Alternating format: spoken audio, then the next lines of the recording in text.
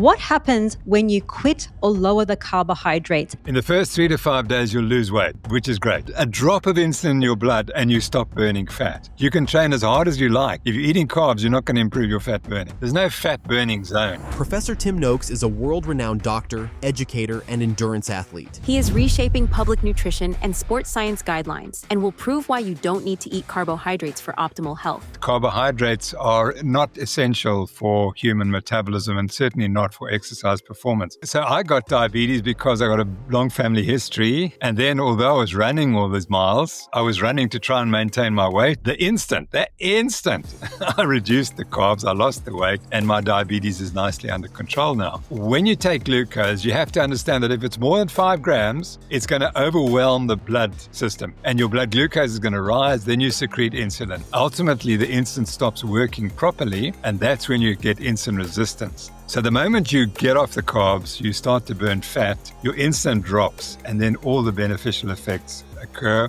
including inflammation. Can a high-fat diet increase exercise performance? No diet improves performance. That's the key. And we've been told the high carbohydrate diets do it, and we've shown that they don't. So, how many carbs then should people eat? Okay, it begins with your mother during her pregnancy. Why is a high-fat diet optimal for human health? It's clear that humans were designed to eat fat. Professor Noakes, welcome. Thank you, Rina. It's lovely to be with you. Thank you for having me on your show. Now, we are told to eat carbohydrates for energy and for optimal hormonal and athletic performance. But what would happen to the body if we quit eating carbohydrates for 30 days? In this episode, Professor Tim Noakes will discuss if we are designed to eat carbohydrates, what would happen step by step in the body when you quit eating carbohydrates, and what to eat instead if you want to burn fat, improve your hormones, and also improve athletic performance. So, Professor Noakes, my first question, do we need to eat carbohydrates if we want to burn fat and improve our health? Well, if you asked me that question 15 years ago, I was sort of, absolutely, you can't get by without your carbs. 15 years later, I know that that's untrue because of the work that we've done to show that carbohydrates are not essential for human metabolism and certainly not for exercise performance. Of course, this is a great change from what I used to teach and what is taught in all the textbooks and all the lectures given by all the experts around the world. So it's not that I'm going to be able to convince the audience in half an hour that I'm right. All I can say is that we started a research direction 7 years ago, and we set out to disprove ourselves. That's the key. In science, you must disprove yourself.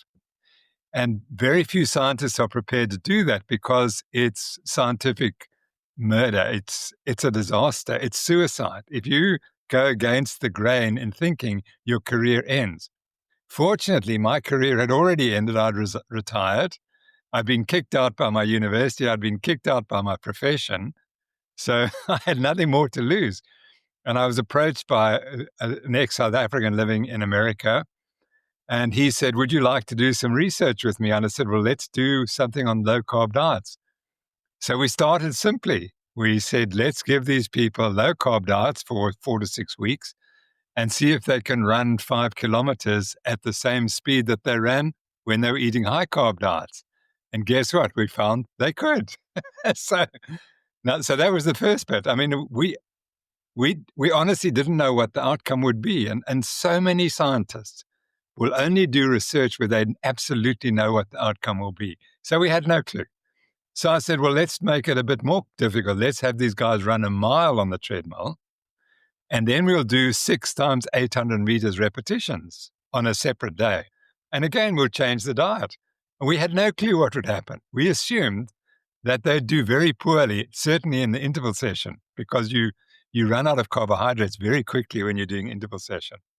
And guess what? Nothing happened. They performed equally well on either diet. And we did one other thing. We measured how much fat they were burning when they were doing the intervals. Now, the textbooks say that when you're going at that pace, which happens to be 86% of their maximum, you can burn 0. They put it right there, 0 fat. We discovered they were burning the highest rates of fat oxidation ever measured in any human anywhere in the world. So we totally debunked the theory. So we published that. And of course, no one took much notice. I mean, this is, oh, but you're not dealing with elite athletes, you're just dealing with recreational athletes. This is nonsense. I mean, the human body is the same. And it's not going to be, just because these guys weren't running marathons in 2 hours, it's not going to mean that they're totally different human species. And then more recently, we did the final experiment, which took us 7 years to get the experimental knowledge and the know-how how to do this experiment. So we had the people eat high carbs or low carb diets, and then we crossed them over. So it's called a randomized controlled trial. And that is the best test. So we had the same 10 people. At one period, they ate a high carb diet, and then they switched over to the high fat diet. And they did it in ways that completely control for everything.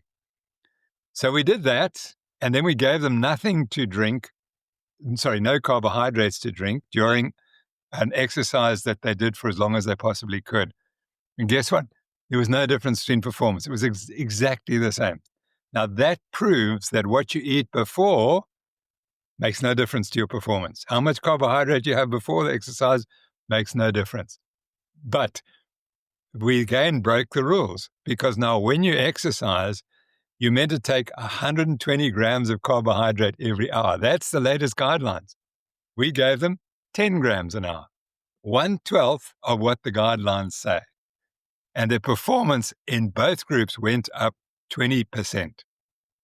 And the reason was exactly as we speculated. It's because it protected their blood glucose from falling. So exercise performance is controlled by the brain. And the brain is there to protect you. And the one thing it will not allow to happen is your blood glucose to fall. However, if you're going to exercise for 2 or 3 hours without drinking any carbohydrate, you're likely to run out of carbohydrate, and then your performance falls. And that's been known since 1939. Whenever people say, oh, but we know carbs work, they refer to the 1939 paper. But the 1939 paper showed that it works by preventing your blood glucose falling. They couldn't measure what was going on in the muscles in those. They didn't have the technology.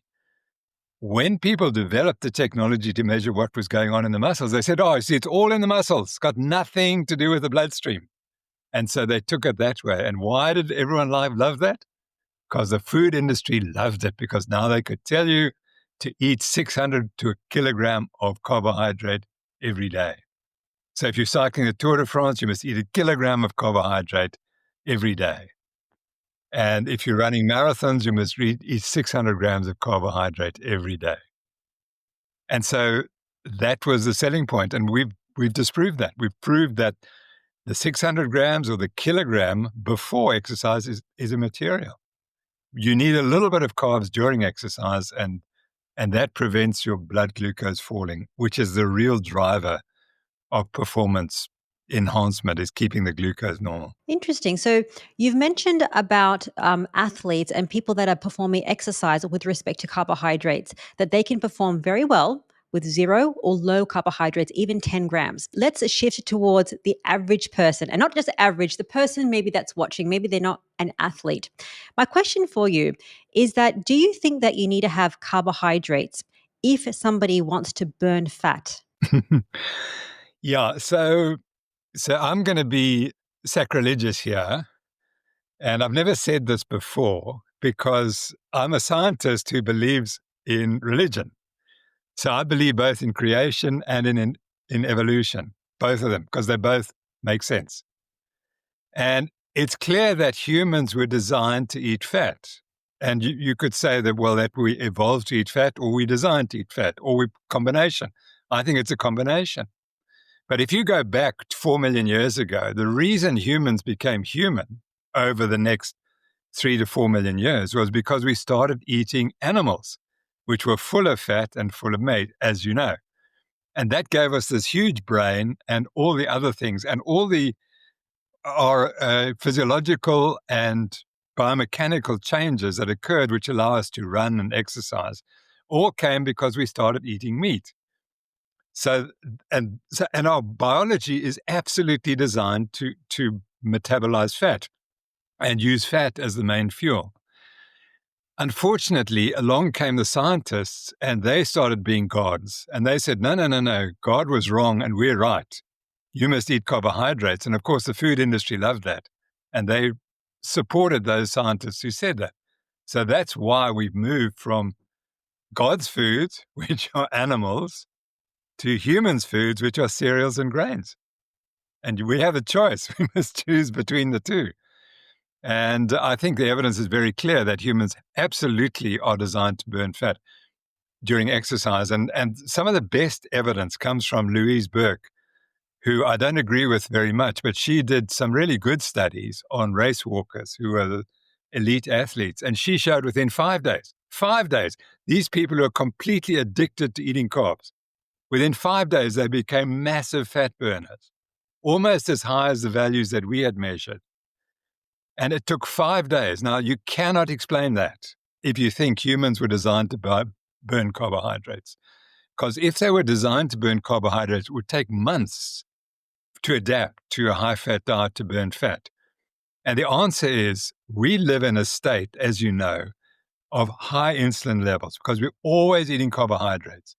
And one of the main effects of insulin is completely inhibits fat oxidation. It at a drop of insulin in your blood and you stop burning fat. And every time you take carbohydrates before or during exercise, you reduce your fat metabolism and you convert to carbohydrates.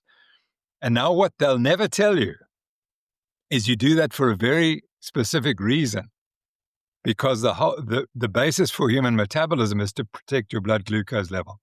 Everything else comes from that. That's the first focus. So the moment your blood glucose goes up, the alarm bells ring and you secrete insulin, you inhibit fat metabolism and you try to burn that carbohydrate. And that is uniform whether you're at rest, exercise, fit, unhealthy, everyone does it.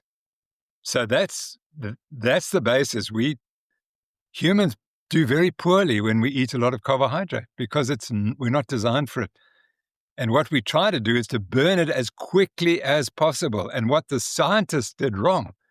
So if we put someone who's addicted to carbs and measure their metabolism, the first thing they do is they burn carbohydrates. So you say, you see, carbohydrates are the miracle fuel because they provide the jet fuel for exercise. Nonsense.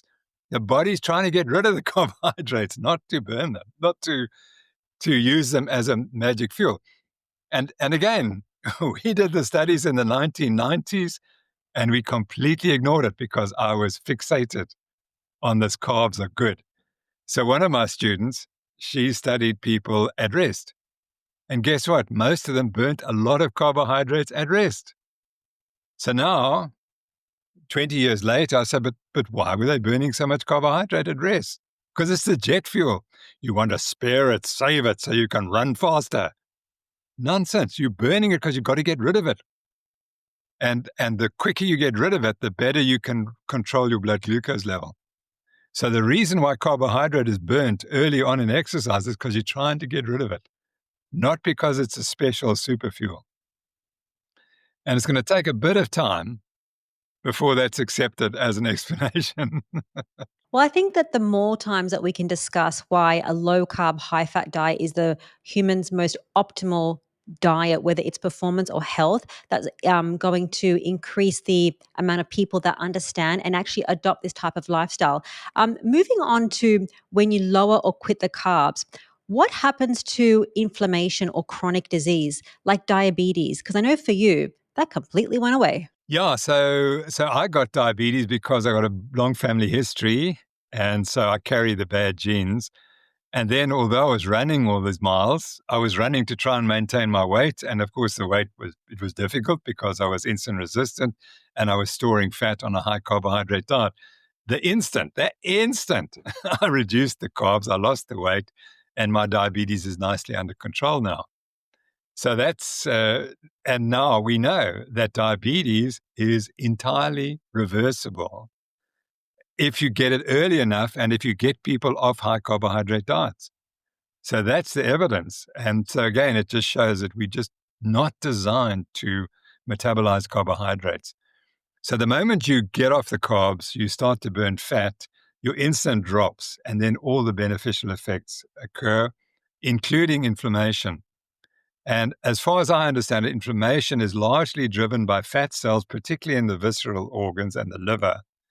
And once they become overfilled, they start to release inflammatory hormones. And that then gives you this generalized inflammation.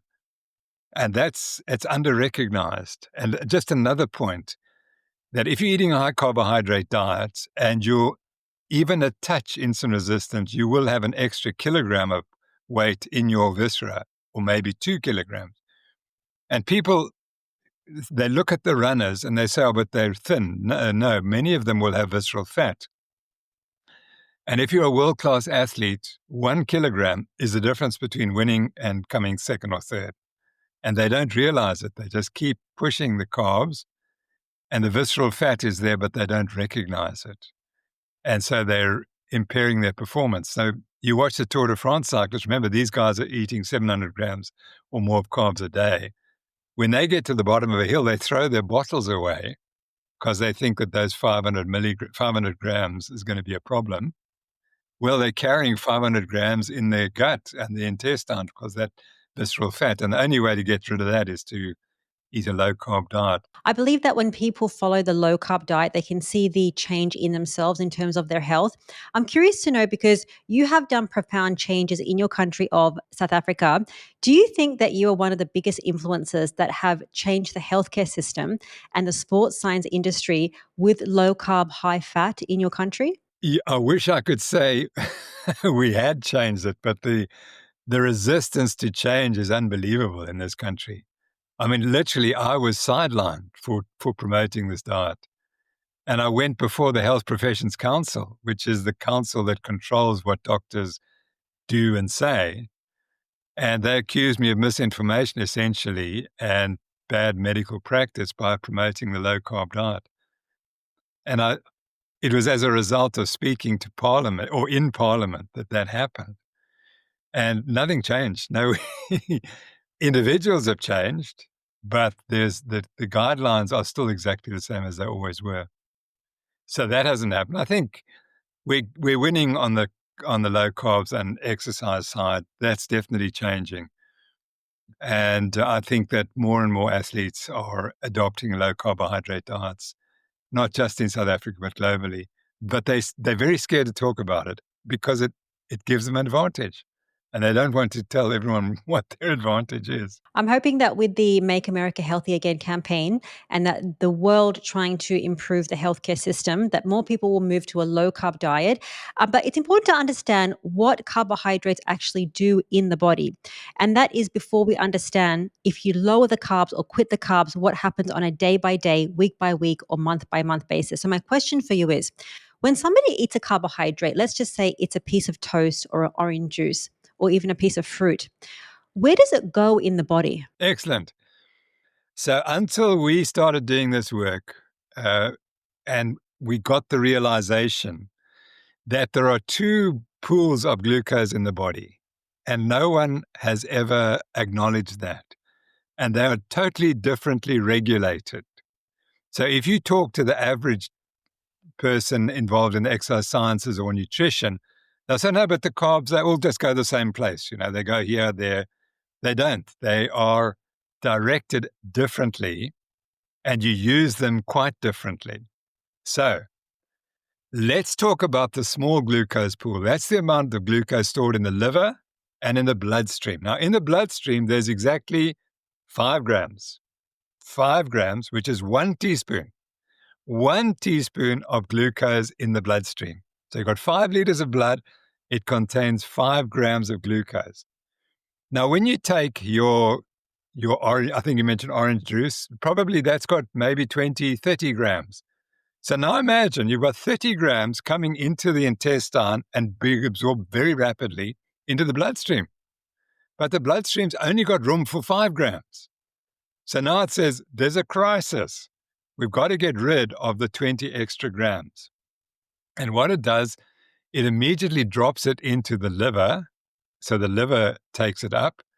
And if the liver's already full, it'll turn that into fat, visceral fat inside the liver and elsewhere. And that's where the problems start to arise.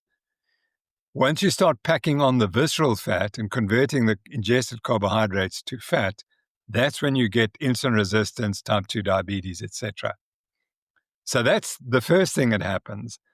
The second thing that happens is if your muscles haven't got much glycogen, that's the storage of glucose in them, they will also take up some of that glucose from the bloodstream. And my hypothesis is that the muscles store glucose purely to lower your blood glucose level. So they're a dump. What the scientist will tell you is that, the sports scientist, is that glucose in the muscles has a special role. It's what makes you the great athlete, and we've disproved that. So if it's not functioning to make you a great athlete, what's the large glucose store in the muscles doing? And it's obvious. It's just storing the glucose to get it out the way, to lower your blood glucose. So to summarize, when you take glucose, you have to understand that if it's more than 5 grams, it's going to overwhelm the blood system. And your blood glucose is going to rise, then you secrete insulin. And insulin has many detrimental effects. And if you become habitually always raising your insulin, ultimately the insulin stops working properly and it can't get the glucose out of the bloodstream, and that's when you get insulin resistance. And as you become more insulin resistant, you hypersecrete insulin, so you always have an elevated insulin. And then that insulin activates a wide range of biological events in the body, and none of them are beneficial, and most of them are harmful. So that's why we talk about insulin resistance as the key driver of chronic disease.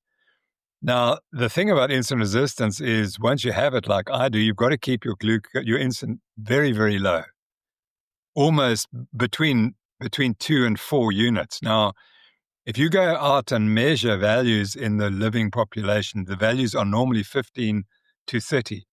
That's what you'll find, and that's accepted as normal. That's grossly, grossly, grossly abnormal. The highest value you want is about 5. If your insulin is habitually at 5, you'll be healthy. If it's at 6 or 7, I can't tell you're going to be healthy all your life. So that's how dicey it is. And the only way most of us will get our insulin below 5 is by eating lower than 50 grams of carbs a day. Now, as Professor Noakes mentions, we need to drop the carbs to under 50 grams a day, especially if we want to fix chronic health conditions like insulin resistance. And some people need to even go 0 carb. Now, while fixing chronic conditions like insulin resistance is very important, mental health is as important. In fact, 1 in 2 people have a condition affecting their mental health. For example, brain fog, anxiety, depression, and many of them don't even know it. And that included me. You see, I suffered from a mental health disorder from a very young age. It wasn't something that I could speak to my friends or my family about. But what I found completely fixed me, along with going keto and then carnivore, was to understand my thoughts and emotions through therapy. And my therapist gave me so many practical solutions, things like diaphragmatic breathing, journaling, gratitude, meditation, and this really interesting ice cube sensory activity. Basically, it redirects your focus.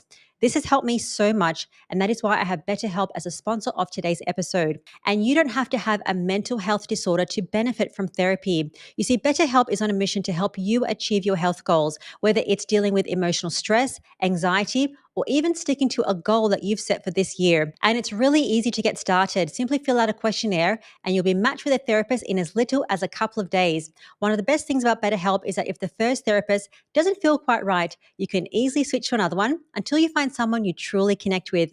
So if you feel that you're overwhelmed, or maybe you're struggling, you might want to consider therapy. Simply click on the link in the description of this episode, or just head to betterhelp.com/Primal Podcast to get 10% off your first month of therapy. So I have a question. If physiologically the body cannot process more than 5 grams of glucose, carbohydrates, how then can somebody ingest even 50 grams or 100 grams, or let's just say 300 grams of carbohydrates, and that body not become insulin resistant over time if that number is over 5 grams? Yeah, okay.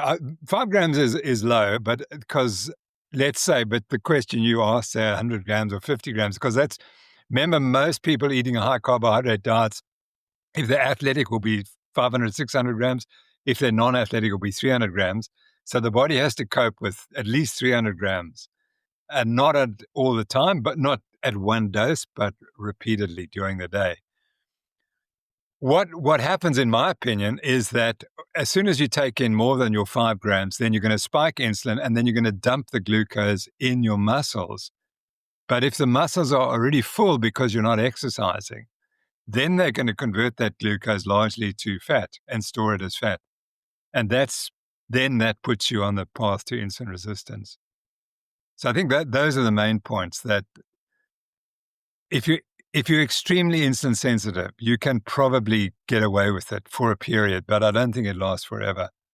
In one of our studies, we had 10 trained athletes, all training 50 miles a week. And when they went on the low-carb diet, 30%, 3 of the 10 normalized their blood glucose levels, completely normal. On the carbohydrate diet of 400 grams a day, 3 of them were pre-diabetic.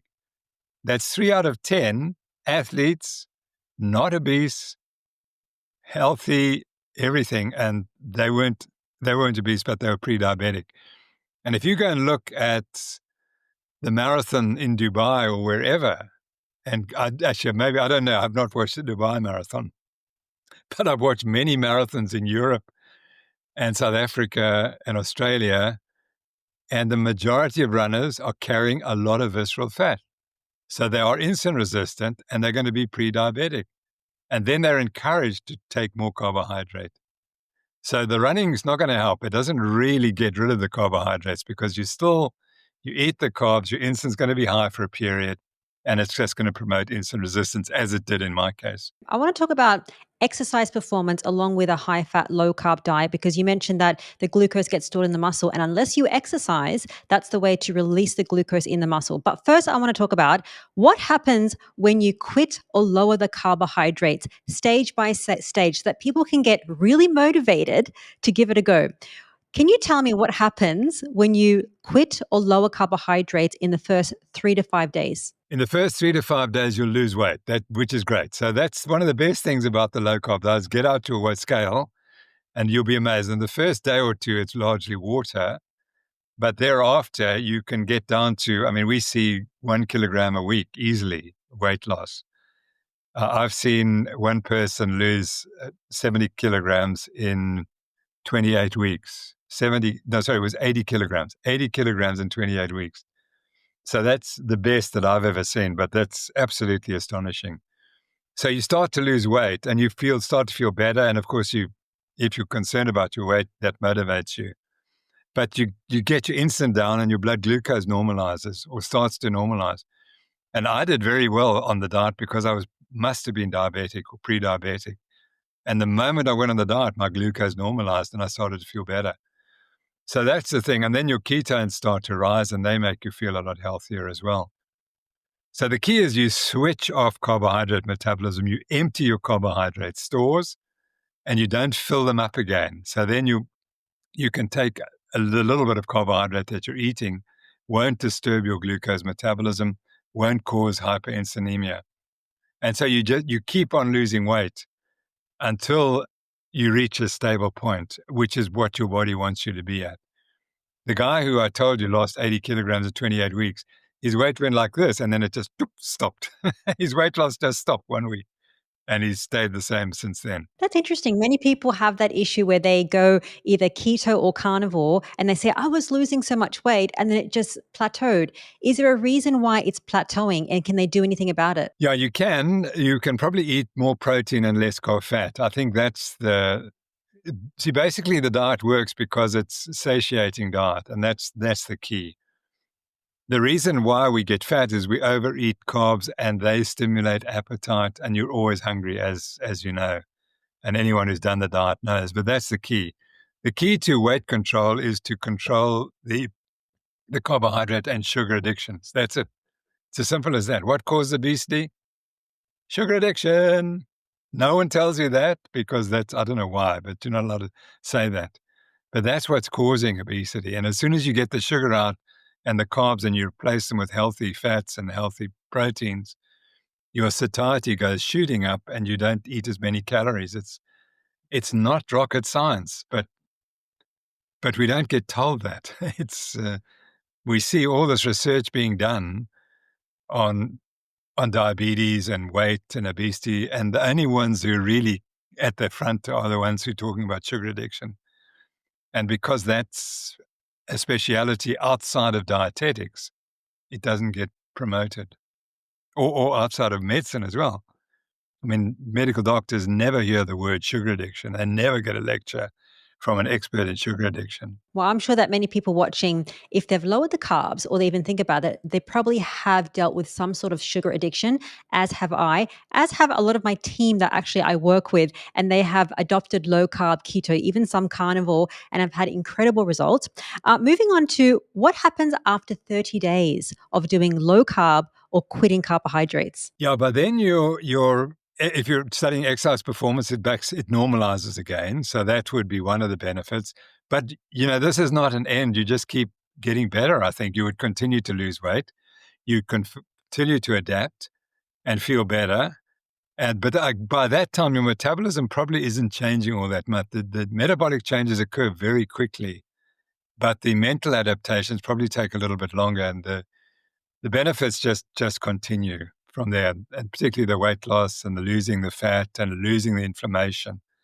Those would all be the benefits that you feel. Is it possible that after 30 days that somebody could be dropping their insulin levels if they have been insulin resistant? Oh, absolutely, there would be. Yeah, definitely. Your insulin will drop as soon as you cut the carbs. Your insulin will drop. If you take a diabetic and you fast them for 24 hours, their insulin will normalize. So that's how quickly it can happen. And I think it probably takes longer if you're eating some carbs. But it's a very quickly reversible condition. So I shouldn't say, because it's not completely normalized. I'm still insulin resistant, and I absolutely cannot eat any carbs. But I had bad insulin resistance for 30, 40 years. And that's the problem. So for us, we never get rid of the insulin resistance. It's always there, however hard we try. But if you're not pre-diabetic or diabetic, and you stop eating carbs, your insulin will normalize very, very quickly. I think that's very similar if you have thyroid issues or an autoimmune condition, that it never actually goes away. It's just fixed or reversed for now, but it can actually come back if you do the same stimulus that actually promoted that condition in the first place. It's the same thing with diabetes. So moving on then, from the first 3 to 5 days, 30 days, is anything that happens in 3 months if somebody was to adopt a lower carb or quitting carbs? Yeah, that's interesting, because normally we study it for about 4 weeks, and then the studies tend to end. So I think then you normalize, then you just keep going, and hopefully, well, for some people it takes a long time. It actually took me a long time to get my glucose more normalized. So it might have taken me almost a year. Certainly to get over the sugar addiction took a year. So I think that it's an ongoing struggle, but the longer you do it, the easier it becomes. And so I'm thinking that psychologically you continue to adapt to what you're doing. But biologically, most of the changes occur relatively quickly. So when it comes to blood glucose changes, why can it take 3 months or even longer, up to a year, to normalize? And what is that normal level? Yeah, the normal glucose, we'd say, is a fasting. When you wake up, it should be below 5.5, but probably a bit low. 4.5 to 5 would probably be appropriate. Why does it take? Because you remain insulin resistant. And I don't think that the biology of it is all that understood. And I think one of the problems is we've spoken about insulin, but there's another hormone called glucagon, as you know. And insulin and glucagon have to work matched. They have to be absolutely paired. And when you secrete insulin, you must inhibit glucagon, because glucagon does the opposite. It raises the glucose. Conversely, when you secrete glucagon, you must inhibit insulin. For example, if your blood glucose is too low, then you must secrete glucagon, but it's no good having insulin around. And those should be tightly controlled. And they, in fact, talk to each other. The cells of the insulin secreting cells talk to the glucagon secreting cells. And they said, okay, I'm secreting now, you must stop, and vice versa. And I'd be fairly certain that that's distorted. But for some reason, it's not really studied. And so if I tried to find out where's a great study showing that glucagon is elevated in diabetics, it's difficult. There was a period when people spoke about the glucagonogenic cause of diabetes, but it kind of faded because the guy who promoted it, he died, and so his ideas died with him. So it may well be as simple as that your glucagon regulation is also disturbed. And it's the control of insulin and glucagon, and you can't fix that up by just cutting your carbohydrates. You have to do something more. And if there was a glucagon blocker, something could block the action of glucagon, then I think you'd find diabetes would be much easier, much better controlled. So we spoke about what happens when we lower the carbs or quit the carbs, which is miraculous things, lowering of the inflammation, regulating of blood glucose, and lowering and losing weight. I want to talk about how many carbs people should be eating, because that would be a question. People think, should I eat 50 grams or 100 grams? And to do that, we have to understand metabolic flexibility because it's connected. Can you explain what is metabolic flexibility? Okay, so metabolic flexibility is distorted. If you read the sports literature, said if you're burning carbs, you're metabolically flexible.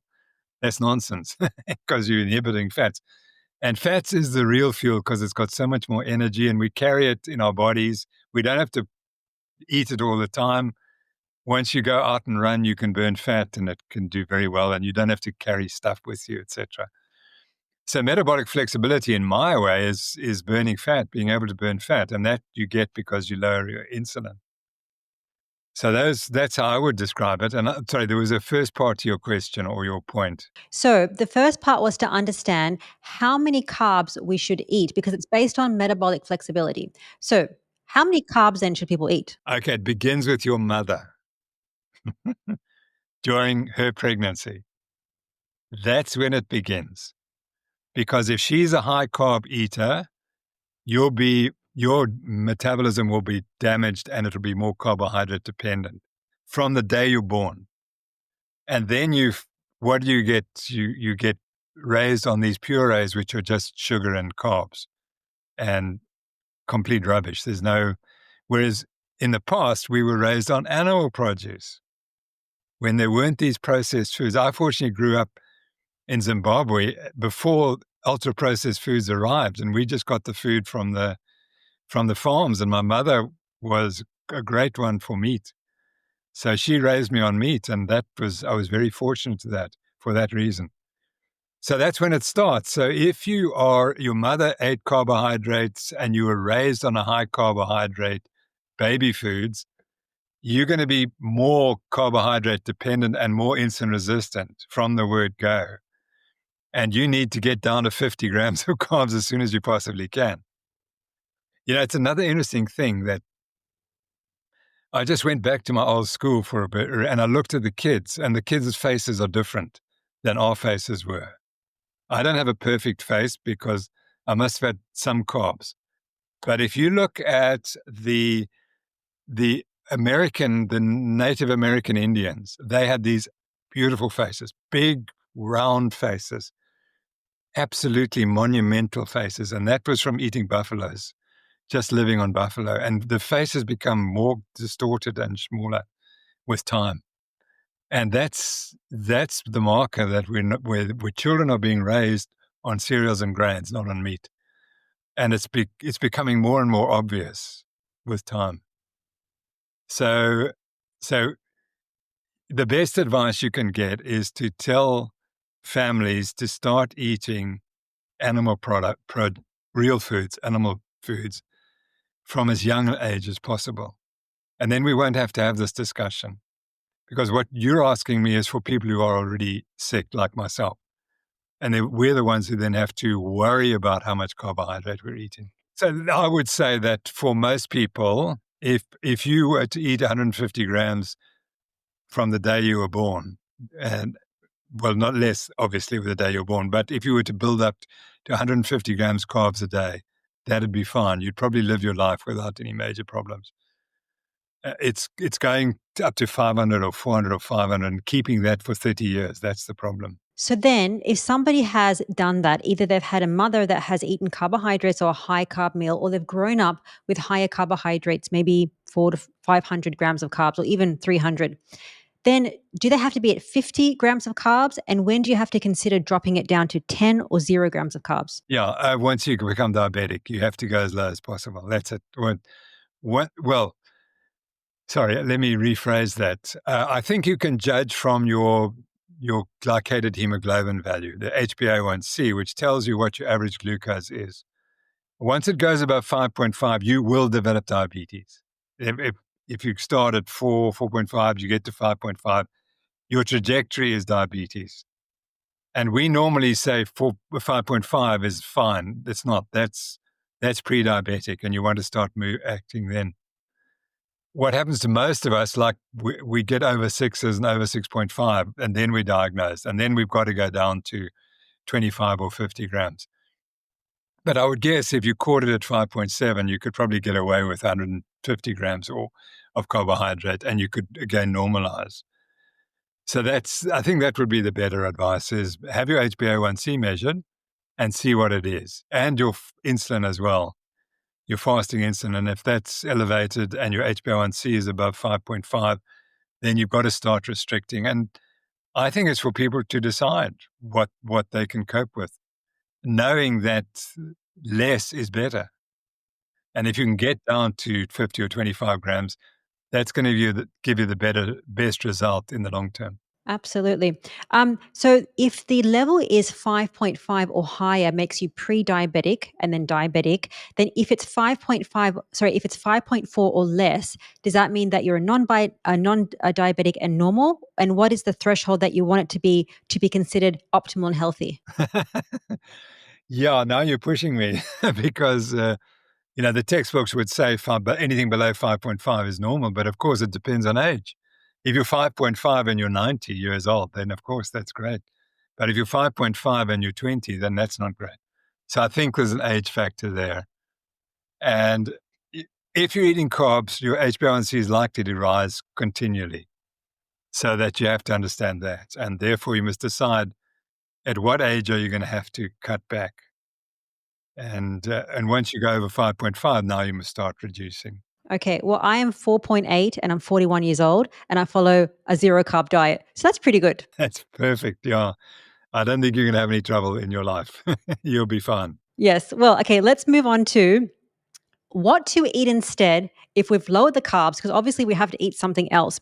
Why is a high-fat diet optimal for human health? Because as we said, that's what God created us to eat. And humans created us to eat something else. And I like to make it a religious thing now. That's going to be very controversial because when we talk about religious or evolution, people have different perspectives. So we are meant to be eating a high-fat diet. Can we talk about fat adaptation and what that means? Yeah, fat adaptation is purely that you can burn fat easily, and that's kind of the metabolic flexibility. And so your muscles have no problem in burning fat to provide all the energy they need. That's how we recognize fat adaptation. And the key is it's a low insulin. You're burning fats and your ketone levels are elevated, and you're using ketone as a fuel to substitute for glucose. So those would be the main features. You turned into a fat burning person. As Professor Noakes mentions, fat adaptation occurs when you burn fat for energy. And a really easy way to do this is to simply drop the carbs or go 0 carb, also known as the carnivore diet. And when you go 0 carb, it is the ultimate low insulin state. You see, with a 0 carb or a carnivore diet, I have seen hundreds of people drop weight like 50 pounds, 100 pounds, 200 pounds, while also reversing chronic health conditions, things like heart failure, thyroid issues, even diabetes. And I experienced this myself when I went carnivore 5 years ago. And what I found helped me and my community stay on track was medical support through our team of carnivore doctors. And that is why I created a private carnivore community completely off social media called Go Carnivore. You see, I had the same questions as you. What about my cholesterol? How much protein and fat should I be eating? And how long will it take me to fix my health condition? And that is why I have carnivore doctors that join us every single week to help answer your medical questions and help you get the best results.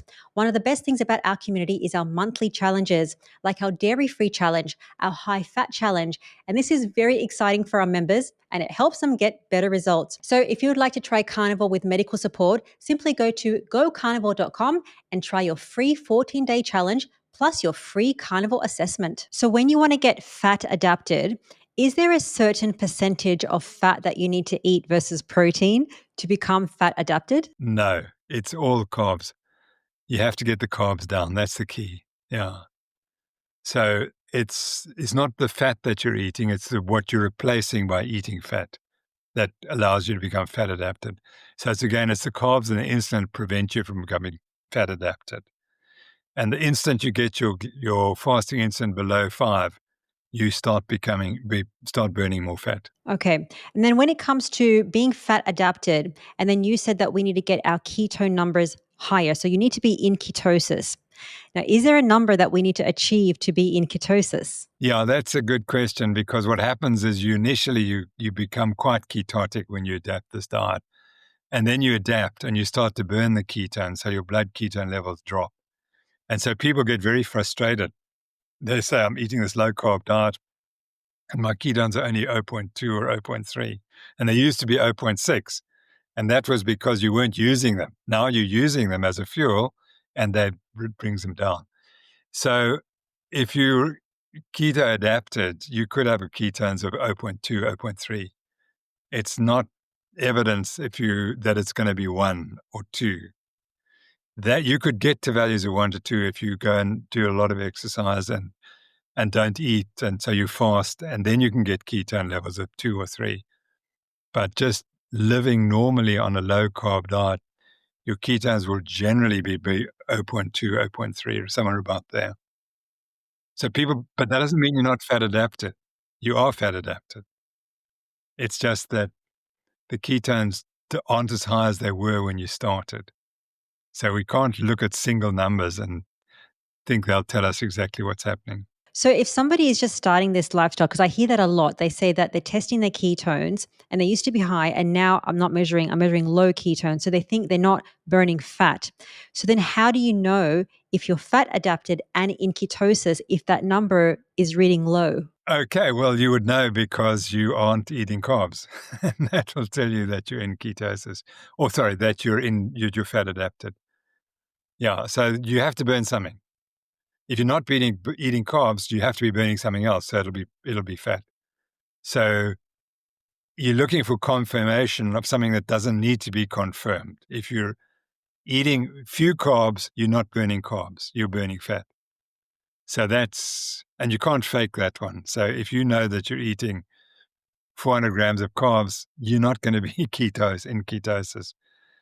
Whereas if you're eating 25 grams and your ketones are low, you're still burning fat, because where else, this is the answer, from where else would that energy be coming? It's as simple as that. If you're only eating 25 grams, that's going to give you about 10 minutes of exercise. That's all. So because there's 2 types of main fuels that the body can use, ketones and glucose. Is that correct? So in the absence of glucose? That's for the brain. The brain can use ketones and glucose. The muscles use free fatty acids, which are coming from fat tissue or from inside the muscle themselves. But this glucose and fats, and if you're not burning glucose at a high rate, you have to be burning fats. So that's the way to know if you're fat adapted is you're able to exercise normally and you're not taking in carbs, then you're fat adapted. Okay, makes sense, because people always have that question. I want to ask, if you do a high-fat diet relating to cholesterol and LDL, and if that increases, is that a concern for athletes and also for people that are just doing the diet? Yeah, that's a great question, you see, because the whole theory that LDL cholesterol causes heart disease is based on associational studies, which mean nothing. So in other words, they looked at populations and they found those with high cholesterols were having high-fat diets. And that was explained why they had heart disease. And that's nonsensical science. When they went and tried to prove it by doing randomized control trials in which they changed the diet, no study has ever shown that reducing your fat intake and lowering your cholesterol improves your outcome. So what they did, they short-circuited that, said, no, well, okay, we'll just forget about that, we'll hide it. And I wrote an article about that because I looked at the biggest study, which they invested $700 million into this study called the Women's Health Initiative. And they showed, and they tried to hide, and I exposed it, they tried to hide the fact that the women who started the trial with heart disease, so they're the ones who are most sensitive to a diet, because if the diet's wrong, they're the first ones who will show the problem because they've already got the problem. Their risk after 13 years was 65% increased risk that they would have. There was great increased risk that they would have more heart disease when they ate this fabulous low-fat diet. So that's one of the, but no one talks about it because you're not allowed to talk about it. So what they did, then they said, oh, well, you see, the statins lower your cholesterol and prevent heart disease. They have almost zero effect. About 1 in 100 people benefit from taking a statin. And that's the only evidence that lowering your cholesterol might have a benefit. But everyone who has heart disease, they don't just take a statin. They take an antihypertensive drug. They treat their diabetes. They take more exercise. They lower their stress. I don't know, but can't be any of those things. It's the fact that your cholesterol's come down with this drug. So the science is appalling. So it is true that cholesterol can go up quite high, but there's no evidence that changing that makes any difference. Yeah, that's one of the paradoxes, that it's not cholesterol, it's something associated with a lifestyle that may raise cholesterol that is causing the problem. It's not the cholesterol itself. And I know there's a whole debate about this at the moment with the lean mass hyperresponders, and they've supposedly got more arterial disease. Well, as I read the literature and hearing Dave Feldman speak, he says they used 2 techniques to look at the narrowing. And they reported the first technique, which seems to have given false readings. They've now got a second way of looking at the arteries, and it looks normal. It doesn't look like there was anything wrong in this population who has sky-high cholesterol levels. So, in my view, the evidence that cholesterol is the problem is nonsense. We have, and what frustrates me is that because they said it's cholesterol, and they said, you see, we only have to have one treatment, statins. Statins will cure everything. So guess what? For the last 40 years, no one studied anything else. They've not been allowed to, and has not been funded. So now people will finally realize that statins make no difference. And then they said, but then something must make a difference, surely. And they said, well, we've never studied it because we weren't allowed to study it. So that's the tragedy. And in my opinion, cholesterol's got nothing to do with it. It's an inflammatory disease. And diabetes is the real killer. Diabetes is what destroys arteries. And so you must treat your diabetes if you want to prevent progression of the disease. The tragedy is that the diet that prevents diabetes raises your cholesterol. So then it's a no-no. You're not allowed to do that. So I have cardiologists who say diabetes is the main cause of heart disease. So then you say, but shouldn't I then eat a high-fat diet? No, that's going to raise your cholesterol and kill you.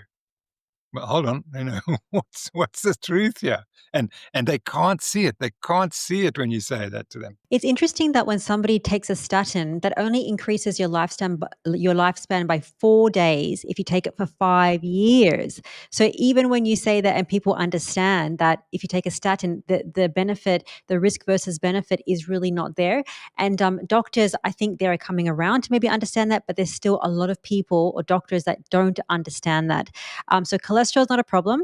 LDL is not a problem. It's a natural byproduct of what we need to have a healthy life. I want to move on to a topic that you are very much of an expert in, which is exercise performance related to a high-fat diet. Now, can a high-fat diet increase exercise performance? No. No diet improves performance. No diet improves performance.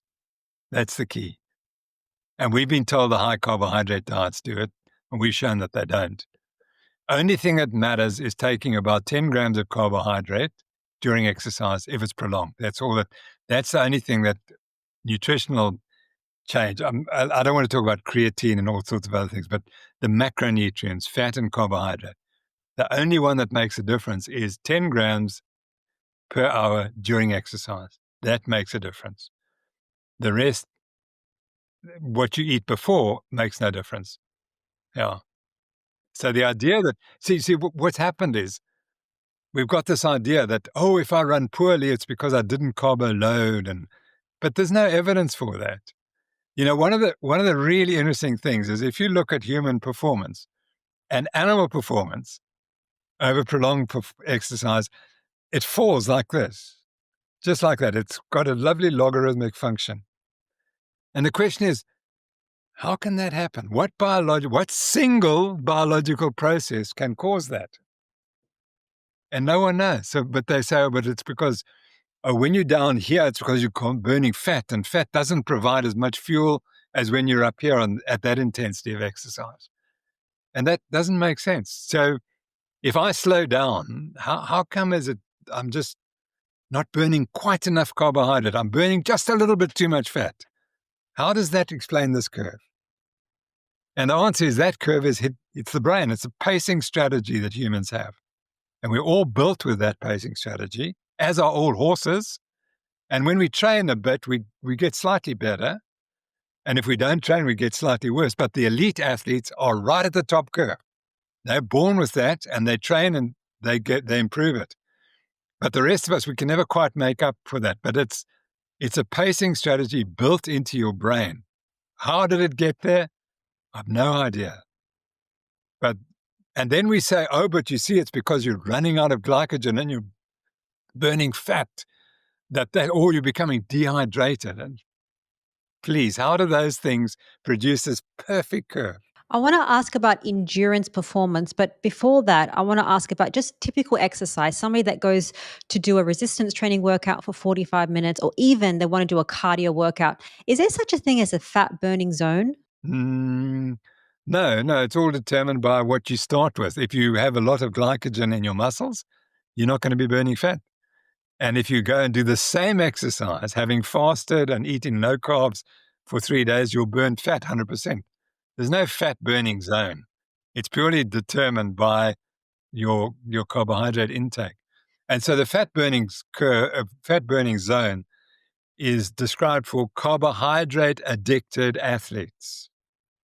When they go out and exercise, they will burn fat at, say, 60% of their maximum. That's where they'll have the peak fat burning. If they go out and carbohydrate deplete, their fat burning can go up till when they're doing 90% of their maximum. They can still be burning fat as the main fuel. So for a fat-adapted athlete, there's no fat burning zone. It's the whole exercise. Any intensity of exercise is fat burning. People, I looked at the textbooks and the general advice people get, and they can't say that. They can't say, don't eat carbs.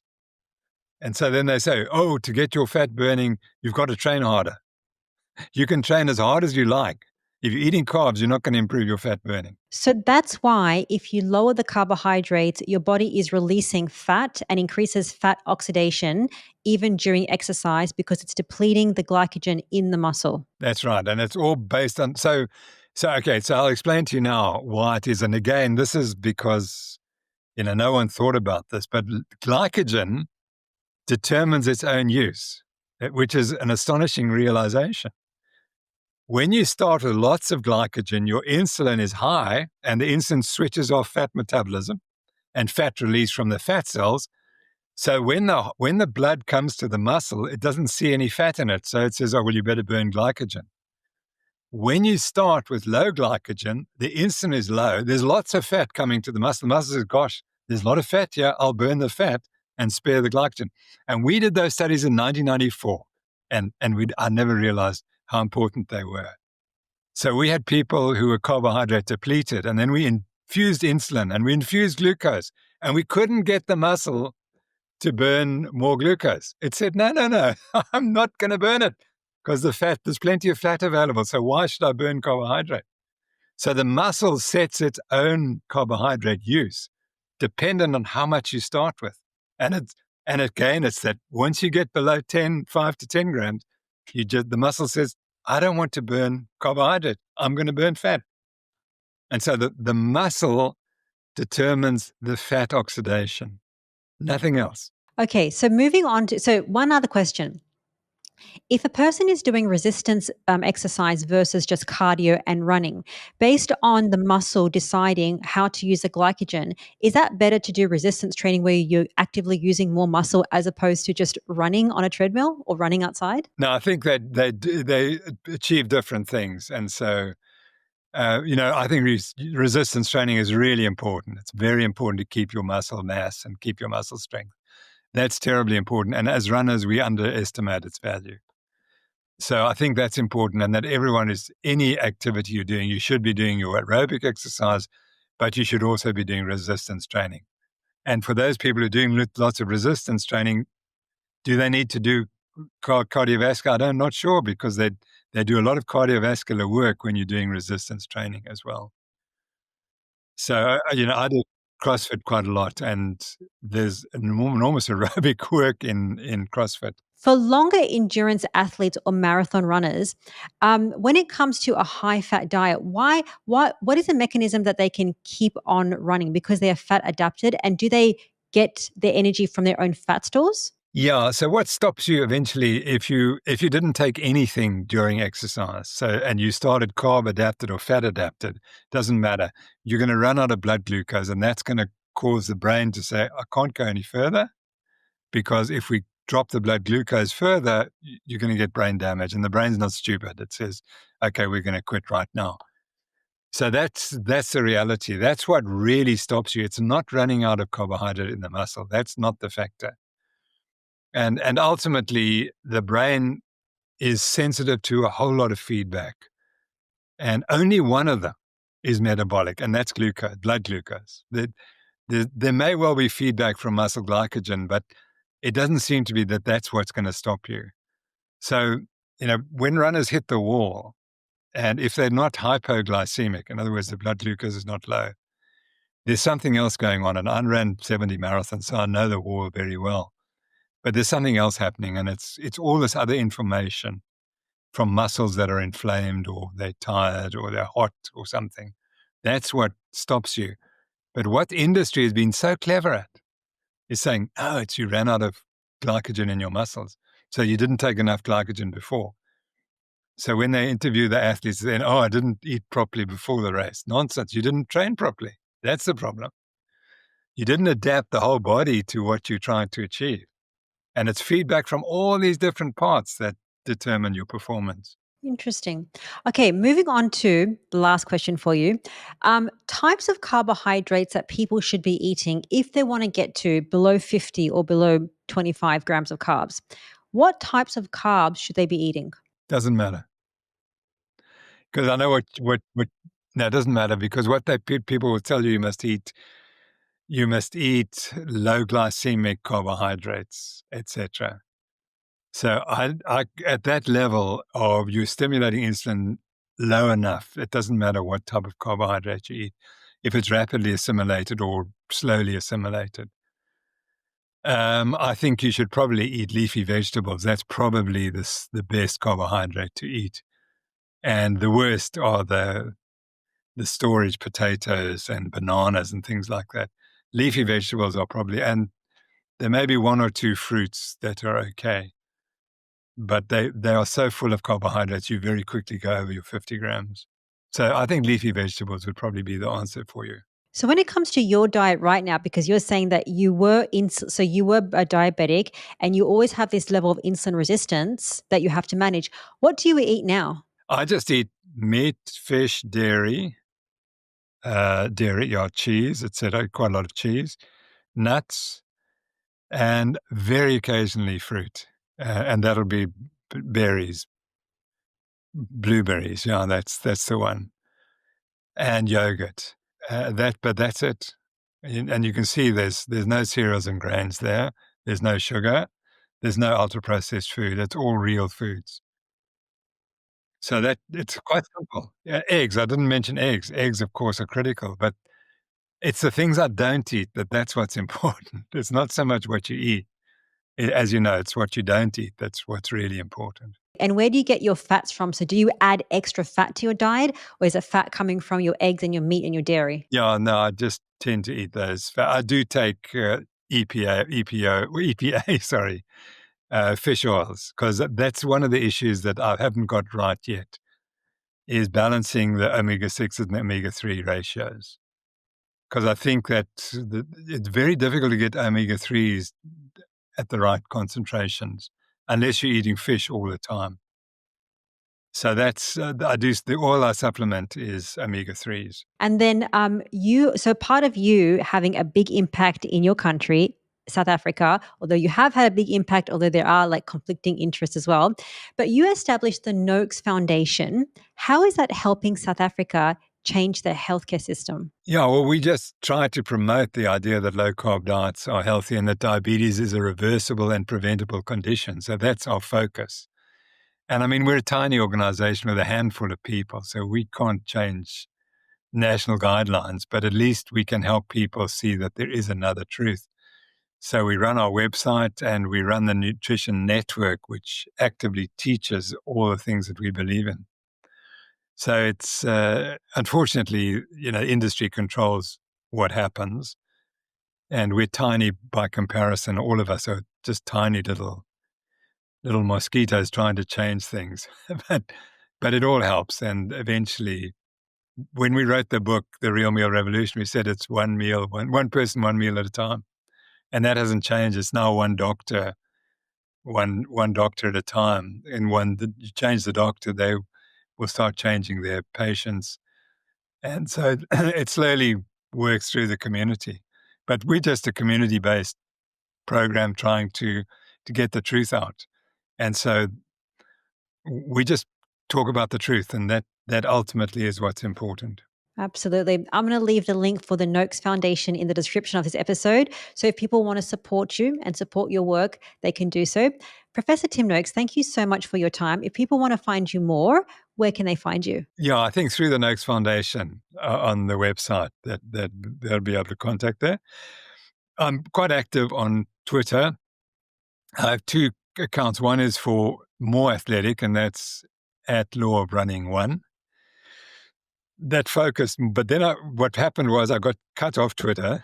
So then I kind of polluted the Law of Running with stuff that wasn't just running. But anyway, I tried to focus more on running on that. And then there's at Prof Tim Noakes, which is whatever's of interest at the time, because our free speech is critical. We have to support free speech. I do find that Twitter is more supportive of free speech than any other social platform. So that's always good. Thank you so much for your time, Professor Noakes. I'm sure that people are going to get very motivated to try to go low carb. Thank you so much for joining me today. My pleasure. Thank you for such an engaging interaction. Thanks, Rina. Thank you for joining me today on this episode with Professor Tim Noakes. Now, if you got any value from this episode, please feel free to hit the subscribe button. That is an excellent zero-cost way to support this free health podcast. You can also find me on other social media accounts. I'm on Instagram and on Twitter under the name of the Primal Podcast. Now, if you love this episode, watch this one next with Dr. Paul Mason. He'll talk about the easy way to lose weight without counting calories.